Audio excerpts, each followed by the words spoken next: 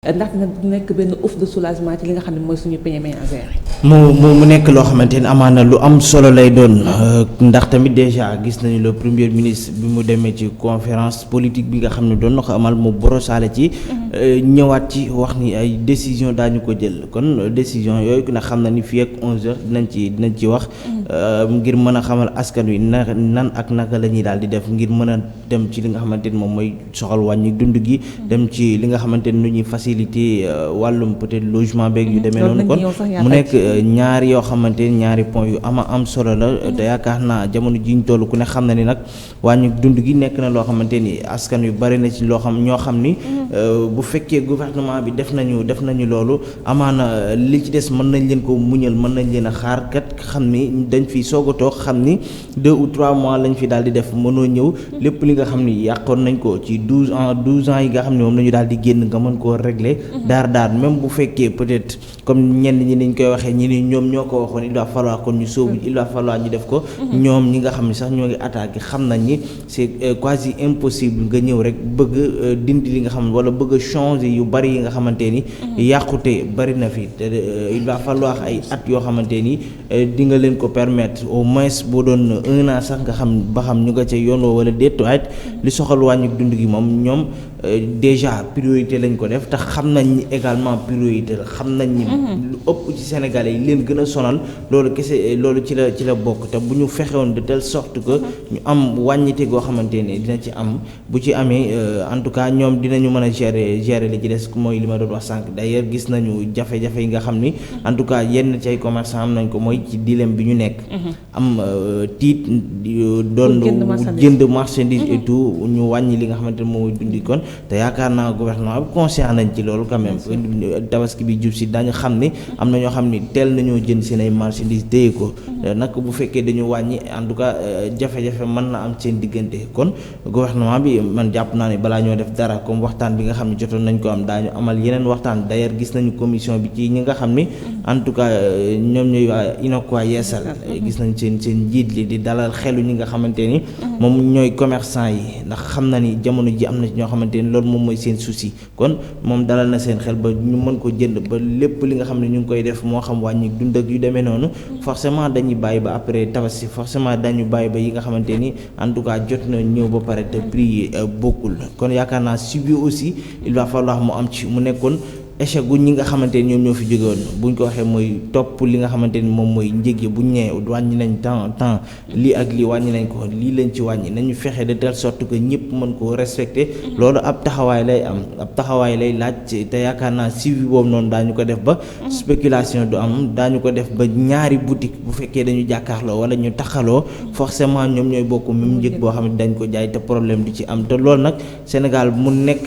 loo xamante ni lu mu rafle la quand même mu nekk xamante ni également lu mu soxla la fexe ba ñi nga xam ne ñoom ñoo fi nekk am na ci yenn décision yoo xamante ni boo ko jëlee il va falloir nga door ci table il va falloir mu nekk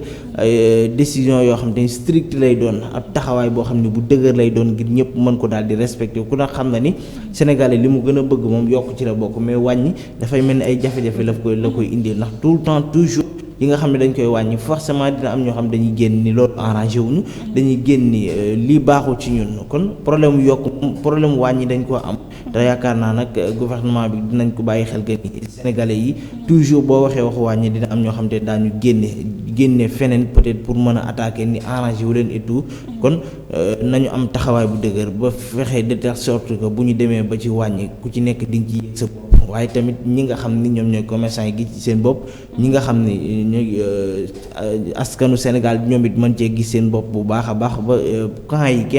kenn du lamenté wu kat que ni niñ ko defee baaxul am na faay am na erreur comme tout le temps niñ ko daan gisee te man damay jàpp ni yi fi jot a am yëpp dafay nekk leçon boo xamante ni ñii dañ ko ciy tirer dañ ciy jàngee leçon que ni wàññi dund ku ne xam na ni jamono ji du yomb waaye bu amee ab taxawaay rek forcément askan wi surtout que mu nekk askan woo xamante xamante ni dañ la jox confiance mu nekk askan woo xamante ni dañ la bàyyi xel bu baax a baax mu nekk ñoo xamante ni également dafa am lu ñu àndoon ak yow mooy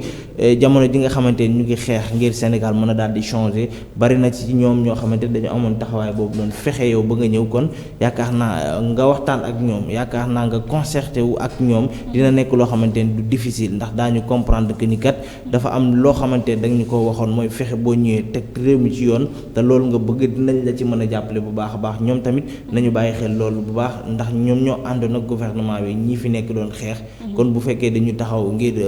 bëgg a indi ay décisions yoo xamante ne amaana wàññi dund dina ci am nañ ci accompagner gouvernement bi ngir mu mën a yomb ci ñoom. voilà est-ce que yomb jooju ngay wax dina nekk loo xam ne lu ñu mën a dund la parce que tey détracteurs yi nga xam ne ñu ngi ci marché bi explication li nga xam ne mooy explication bi ñu joxe tout le temps mooy que ni wàññi mënul am parce que li nga xam ne mooy taxe ba léegi wàññeekuñ ko ay auto mu mel ni comme si su fekkee ñi dañuy taxat bëgg li nga xam ne mooy réew mi dox daal di ànd ci li nga xam ne moom mooy dans la logique des choses ñeneen ñi ñu ngi jël li nga xam ne moo di gortànk muy nouvelle opposition combat bu njëkk bi nag mooy ñooñu ngay njëkk a xeexal ñooñu ngay njëkk a fexe ba peut-être lépp li nga xam ne doon nañ ko def am ñenn ñoo xamante ni tout le temps daañu jéem a fexe ba mën a ruube état bi nga xam ne ñoo fi nekk ndax lan amaana wàññi du leen arrangé amaana ni état bi wala gouvernement bi di muy doxalee arrangé wu leen ba tax du ñu bëgg dara am ndax déjà d'ailleurs gisoon nañ fii ñaata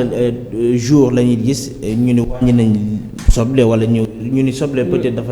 dañ koy yokk wala li nga xam moom mooy mburu mi wala ceeb bi te alors que ni commerçant yi ci boppam dafay ñoo xamante ni ñoom ñooy génn ñoom ñoo koy weddi kon d'ailleurs di nga xam ni manipulation boobu noonu sénégalais yi kon déjà ñoom yeewu nañ ci te nag ñi fi nekk daañ ci taxaw ba ñi nga xam ne dañoo pare li nga ko waxee nii rek boo moytu dina am ñu génn forcément bu ñu demee ba jël ay décision ñu ni lii ak lii mënta wàññeeku taxi wàññeeku lii ak lii wàññeekul kon ñoom duñu wàññi li nga xamante ni moom dañuy jaay kon ñooñu combat la boo xamante ni en tout cas ñii dañ ci chargé wu bu baax am ci ab taxawaay nag boo xam ne bu dëgër mooy li ma doon wax sànq rek am na ci loo xam ne moom boo ko jëlee da doon décision yu strict yoo xamante ni ñoom duñu xalaata taxaw sax naan njëg yi duñ ko wàññi ndax lan jafe-jafe yi ci am kon loolu moom moo waraloon teel a dànkaafu bi nga xam ne teeloon nañ koo def balaa avant ñuy waxu peut-être ay décision yooyu kon ku ne gis na li nga xam ne moom moo fi doon xew ak ni nga xam ne noonu lañ ko doon bindee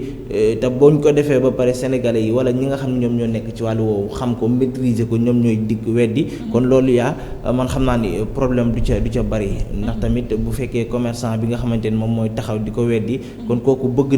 na ñu teg lépp ci yoon bëgg na ñu fexe ba régulariser lépp moom mu cay gis boppam askanu Sénégal di ca gis boppam yaakaar naa changement mën a am ci yeneen côté boobaa dañuy dem focaliser wu ci leneen ak leneen li ñu nekk en tout cas ñu ngi jëm ci nawet war ci mën ci focaliser wu bu baax a baax ñu ngi jëm ci leneen ak leneen gis nañu pétrole bi en tout cas mu nekk loo xamante ni